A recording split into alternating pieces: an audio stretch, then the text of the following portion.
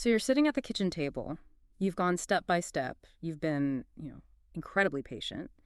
And your child just gives you this absolute hollow, blank stare. Oh, man, yeah. So you were speaking a completely different language. It's Exactly. universally painful. The table just turns into a battlefield, and then everyone ends up miserable. Right. And to figure out how to stop those battles, we are doing a deep dive today into a lesson guide from Empowered Homefront. And we've got a stack of cognitive psychology research papers they reference too. Yeah, the tone today is basically unpacking exactly why teaching your child often ends in tears and, how to actually fix it. Yeah. And quick side note before we really get into it, for anyone listening who wants to just bypass that frustration altogether and start homeschooling in 90 minutes a day, you can check out https.empoweredhomefront.com/homeschool. But back to that blank stare. The blank stare, yeah. When we see that look, we usually jump to some pretty dark conclusions, right? Well, the Empowered Homefront Guide actually flags 3 specific false conclusions that almost every parent cycles through. Oh, really? Yeah. We think, my child just isn't trying hard enough. Right. Or they're just being stubborn. Exactly. Uh-huh. Or we worry something is actually wrong with them. Yeah. Or we turn it inward and assume, well, I'm just a terrible teacher. Yeah. And because we misdiagnosed the problem, we try to fix it with the worst possible solution. I call it the wrong radio station approach. Okay, I like that. So if your radio is tuned to static, cranking up the volume doesn't suddenly make the song clear, right? It just gives you louder static. Right. But what do we do when a child doesn't get it? We explain the exact same concept, just louder. Louder and slower. Yes. Which totally ignores the underlying cognitive reality. The problem isn't their brain, and it's not, your qualifications as a teacher. Okay. It's the delivery channel. Yeah. You're sending a signal on a frequency they just aren't tuned to. Right. Like, if you only ever explain things by talking and they need to interact with it physically, repeating yourself 100 times won't change anything. Wait, let me push back on that a bit because, society has drilled this whole learning styles concept into our heads for decades. Oh, absolutely. The prevailing wisdom is that we just need to diagnose if a kid is a visual learner or, an auditory learner, and then strictly tune our teaching to that one magic channel.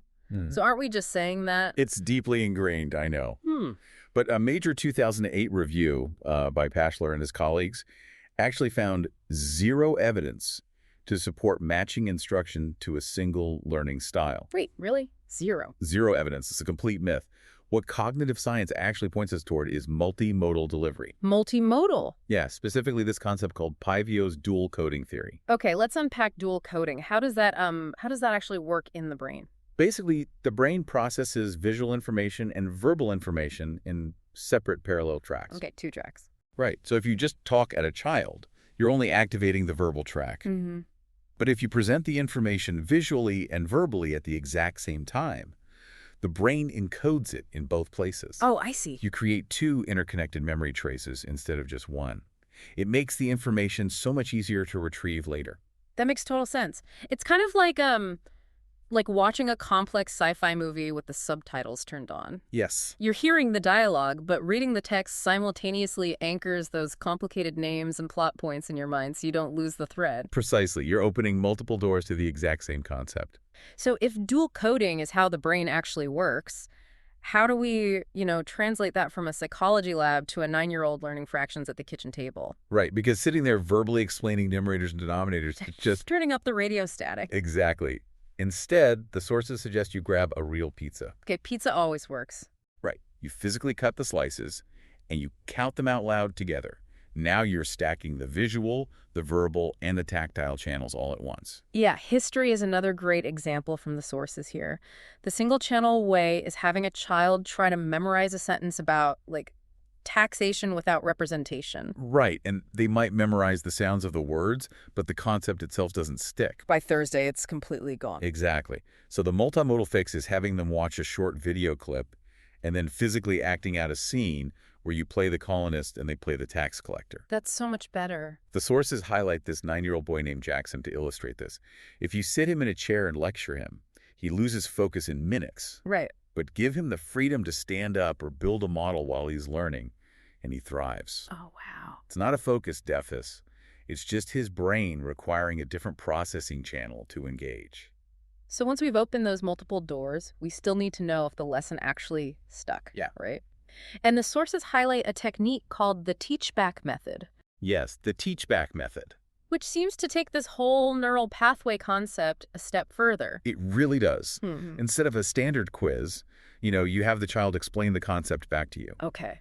When they do that, they have to retrieve the information, synthesize it, and then verbalize it.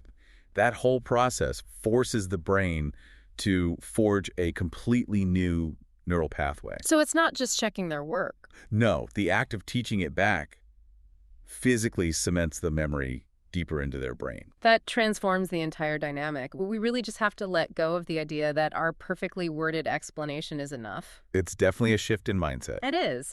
But before we wrap up this deep dive, I can't help but connect this to the adult world. Oh, how so? Well, think about it. If single-channel communication fails so drastically for a child trying to learn history or math, how much is single-channel communication secretly sabotaging our adult workplaces? Oh, that's a good point. Right. I mean, we rely on text-only emails and verbal-only meetings all day long. Yeah, constantly. Maybe half the time our colleagues are dropping the ball. They aren't actually ignoring us. We're just broadcasting on a channel they aren't tuned to.